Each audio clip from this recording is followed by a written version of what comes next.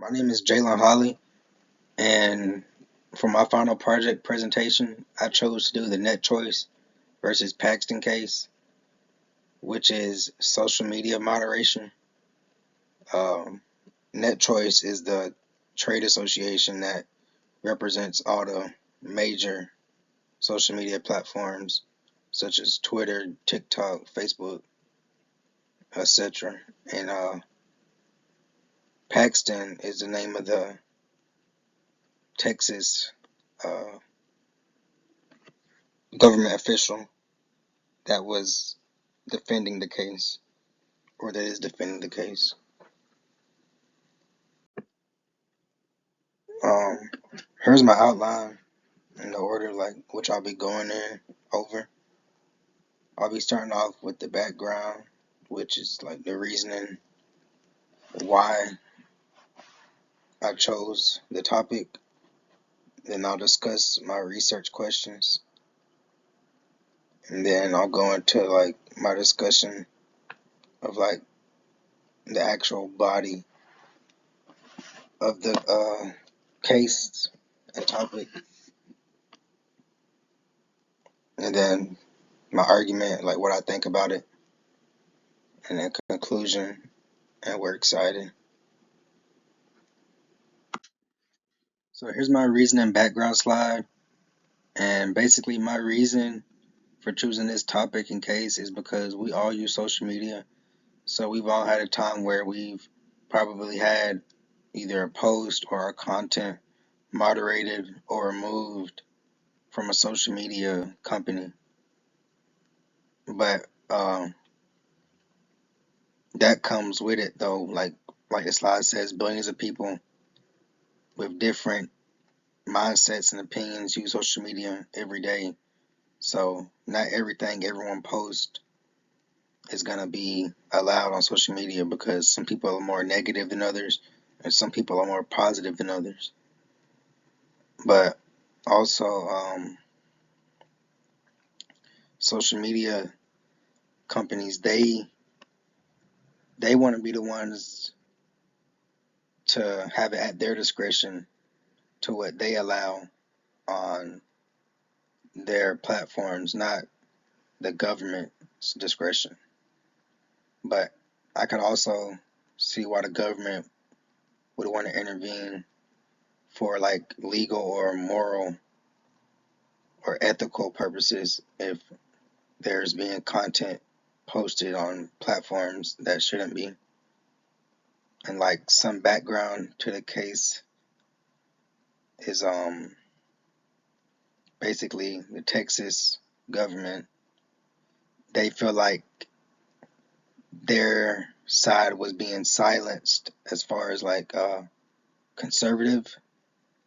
They feel like these social media platforms, the major ones like Twitter, Facebook, etc. They felt like their voices was being silenced, um, and they felt like the social media platforms were moderating conservative posts, anything related with conservative, basically. So this is my research question slide. And for my first research question, I asked, how does net choice versus Paxton challenge existing interpretations of the First Amendment, and what does it reveal about the limits of free speech in the digital age? And a good answer to this question is that this case challenges the interpretation of the First Amendment because there's gray areas in the First Amendment where the First Amendment doesn't go into deep detail about who explicitly receives First Amendment rights. So the Texas government is kind of using that as their leverage, saying like, oh, well, the First Amendment doesn't say that companies themselves receive freedom of speech.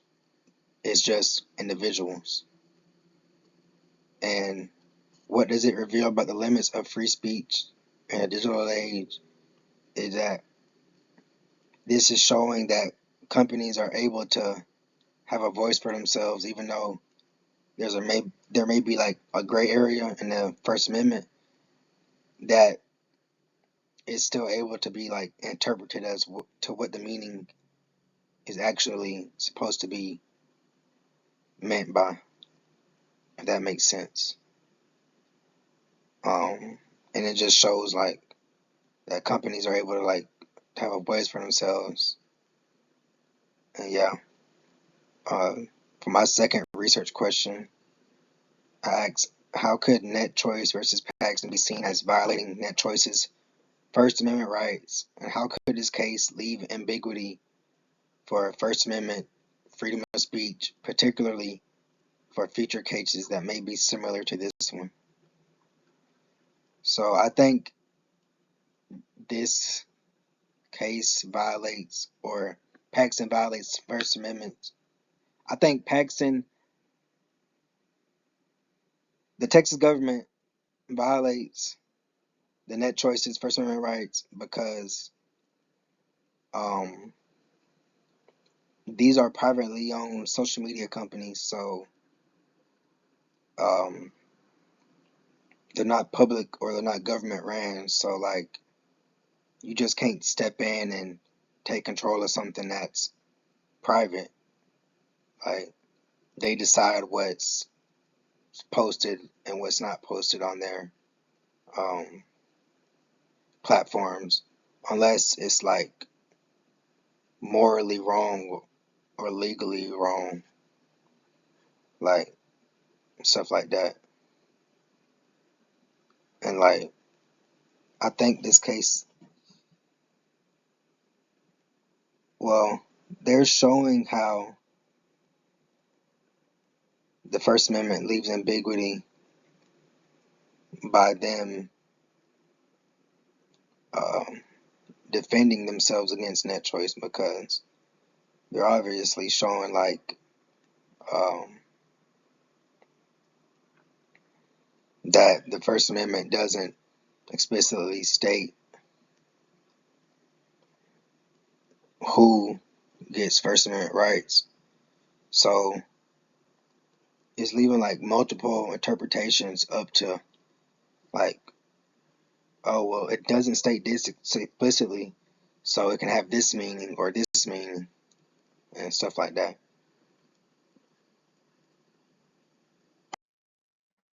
What is HB 20? So HB 20 is House Bill 20.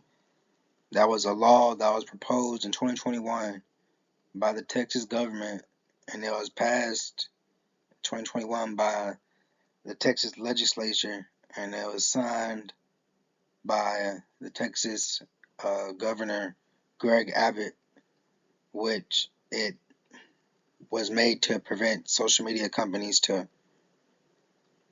not be able to moderate conservative viewpoints on social media. Um, it was introduced by Republican Senator Brian Hughes, and when it went to court, it was defended by Texas Attorney General Ken Paxton. My argument is that like I can understand the government wanting to intervene on like some social media platforms and like on what content should be moderated or not, depending on like what content they're trying to restrict moderation from.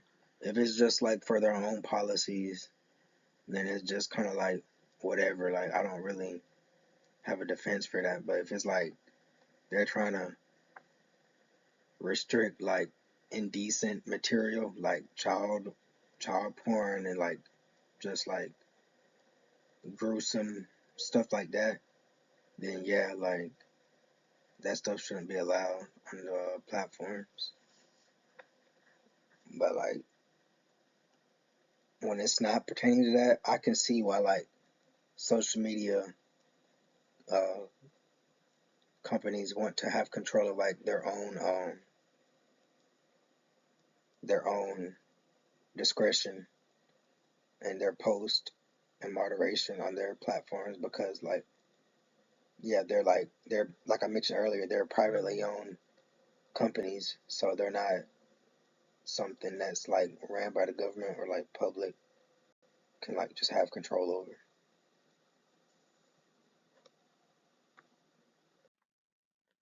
So here's my conclusion slide.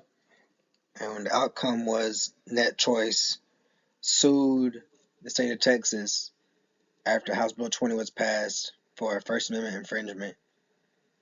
And despite of the bill being passed, House Bill 20 was ultimately blocked by federal courts, making it ineffective. So it's still currently pending a final decision from the Fifth Circuit Court of Appeals.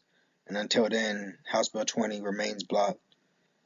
And it just brings the question, will a situation like this rise again in the future with like similar entities and incidences?